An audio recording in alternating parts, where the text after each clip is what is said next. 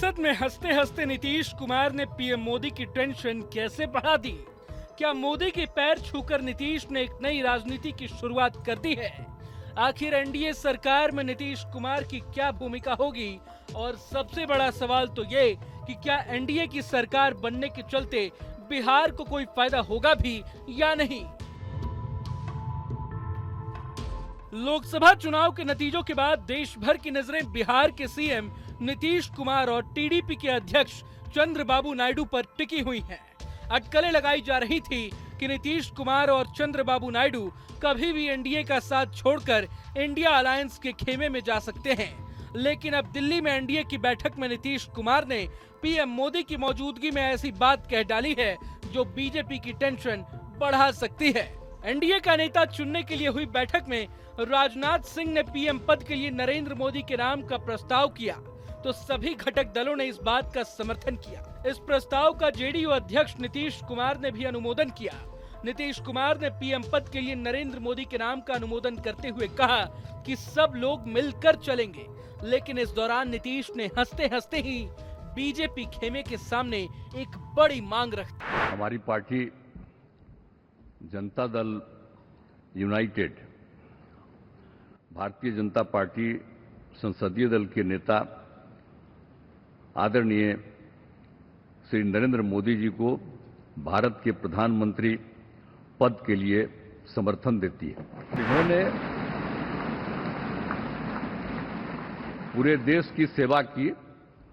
अब पूरा भरोसा है कि जो कुछ भी बचा है अगली बार ये सब पूरा कर देंगे, और जो भी हर राज्य का है, और हम लोग पूरे तौर पर सब दिन इनके साथ रहेंगे। कि अगली बार जो आप आइएगा ना, तो इस बार हम देखें कि कुछ इधर उधर कुछ जीत गया है, अगली बार सब हारेगा।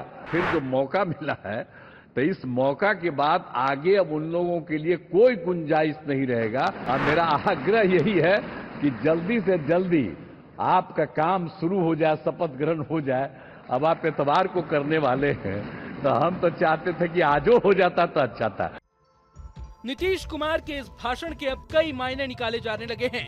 पहला तो ये कि विपक्ष के तमाम दावों को दरकिनार करते हुए नीतीश ने नरेंद्र मोदी को फिर से पीएम पद का प्रबल दावेदार बताया। साथ ही एनडीए छोड़कर जाने की अटकलों को भी खारिज कर दिया। भाषण के बाद पीएम मोदी के पैर छूकर तो नीतीश ने सबसे बड़ी हेडलाइन भी दे दी।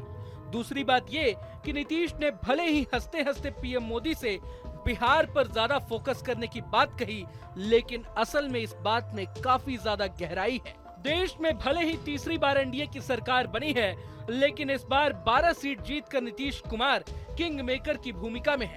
इसलिए अपने राज्य बिहार को स्पेशल स्टेटस दिए जाने के लिए नीतीश कुमार ने बीजेपी पर अभी से ही दबाव बनाना शुरू कर दिया है। सवाल उठता है कि एनडीए की सरकार बनने से बिहार को कैसे फायदा पहुंचेगा। सबसे पहली बात तो ये कि बिहार में नीतीश की पार्टी की कामयाबी के पीछे मोदी फैक्टर का अहम रोल रहा है। अगले साल बिहार में विधानसभा चुनाव भी होने हैं। ऐसे में नरेंद्र मोदी जैसे लीडर को समर्थन देकर नीतीश की ताकत बढ़ सकती है। नीतीश दिल्ली की सरकार की सत्ता की चाबी बन गए हैं। अब नीतीश को सिर्फ बिहार के सीएम तक ही नहीं आंका जा सकता है। नीतीश अब देश और राज्य दोनों चलाने वाले हैं। चूंकि गठबंधन सरकार में सहयोगियों की ताकत बढ़ जाती है, इसलिए नीतीश कुमार इस मौके को भुनाने की हर संभव कोशिश करेंगे, जिसके चलते केंद्रीय मंत्रिमंडल में बिहार को उचित प्रतिनिधित्व मिल सकता है। बिहार में कई प्रोजेक्ट भी लाए जा सकते हैं। बिहार को विशेष राज्य का दर्जा भी मिल सकता है। पलायन रोकने को लेकर बड़े निवेश हो सकते हैं। चूंकि बिहार देश के बाकी राज्यों के मुकाबले ज्यादा पिछड़ा हुआ है, ऐसे में स्पेशल अटेंशन मिलने से प्रदेश सरकार को कई तरह की छूट और अनुदान मिलने लगते हैं। अब बीजेपी के लिए सबसे बड़ी चुनौती की बात यह है कि नीतीश को अपने साथ बनाए रखने के लिए उसे हर हाल में उनकी बात माननी होगी। बिहार को विशेष राज्य का दर्जा देने की मांग पर बीजेपी को जरूर मंथन करना होगा। अगले ही साल बिहार में विधानसभा के चुनाव भी होने हैं। बीजेपी ये पहले ही कह चुकी है कि वो नीतीश कुमार के साथ मिलकर 2025 का विधानसभा चुनाव लड़ेगी।